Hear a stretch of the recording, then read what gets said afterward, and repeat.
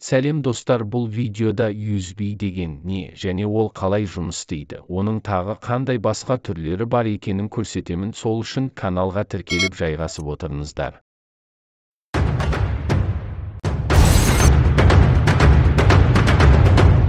USB толық аты Universal Serial Bus, аудармасы әмбебап сериялық шина. USB ол цифралық интерфейс. Осы арқылы компьютерге перифериялық құрылғылар, принтер, сканер, тышқан пернетақта, тасымалдаушы құрылғылар, флешка жадылары және смартфондарды компьютерге қосуға болады. USB негізі 1994-95 жылы Intel корпорациясында шыққан, бірақ толық кеңінен 2000 жылдары қолданысқа тарады. Айтпақшы, 1994-95 жылдары USB енгізу форумдары шыққан тұғын, оларға Microsoft, Intel, Philips, IBM, Norton деген компаниялар ат салысты.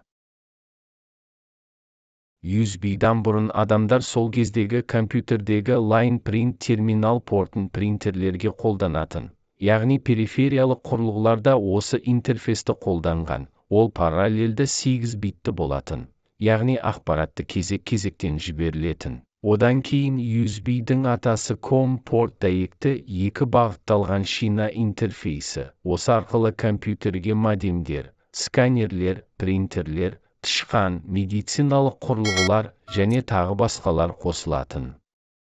Қазіргі уақытқа шейін жетіп келген интерфейс түрі ол USB Type-B. Оның танымал түрі оны әлі күнге шейін қолданады. Принтерлерге, сыртқы аудиокарталарға, сыртқы жадыларға және Arduino платаға қолданады. Тасымалы құрылғыларға жеткенде USB Type-B өзгеріп микро USB болды. Оны Android телефондарға көп қолданылды және көліктердегі видеорегистраторларға қолданған. Сол микро USB-ді Apple компаниясы өздерінің iPhone-дарға басқаша қылдырып микро USB Lighting жасаған. Қазіргі кезде USB интерфейстің 4 протокол түрі бар, және олар бір-бірін оқи алады. Кеңінен таралған USB 2 ескі протокол мен жаңа протоколдарын оқиды.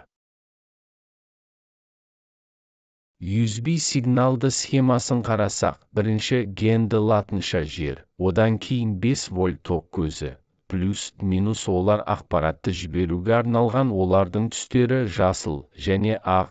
USB кабель, сырты экран оплеткамен қапталған және ол темірге байланысқан, сыртқы ақаулардан қорғау үшін.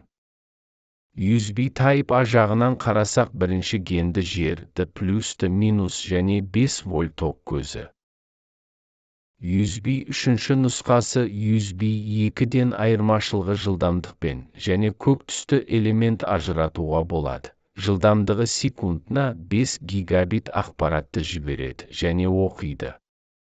Ал енді USB Type-C-ге келсек, ол заманауи техникаларға қолданысқа көп қолданатын престижді және функционалды интерфейс кабелі. Ол HDMI кабельдің функциясында атқарады, яғни компьютерлерге бірнеше монитор қостыра алады, тез қуат күшін бере алады, жылдам ақпарат алмаса алады. Ол евростандартқа сәйкес қазіргі компьютерлерде, ноутбуктерде, планшеттерде, телефондарда, теледидар, мониторда, көліктерде орналасқан және iPhone-дарға келіп жетті. Type-C-дің схемасын қарасақ, 24 контакт бар және Type-C-ді екі жақты әдіспен айналдырып құрылғыға қоса беруге болады. Осымен видео соңына жетті. Сіздерге видео даярлаған Қазтехногид ұжымы тіркеліп лайк басып қолдау жасаңыздар.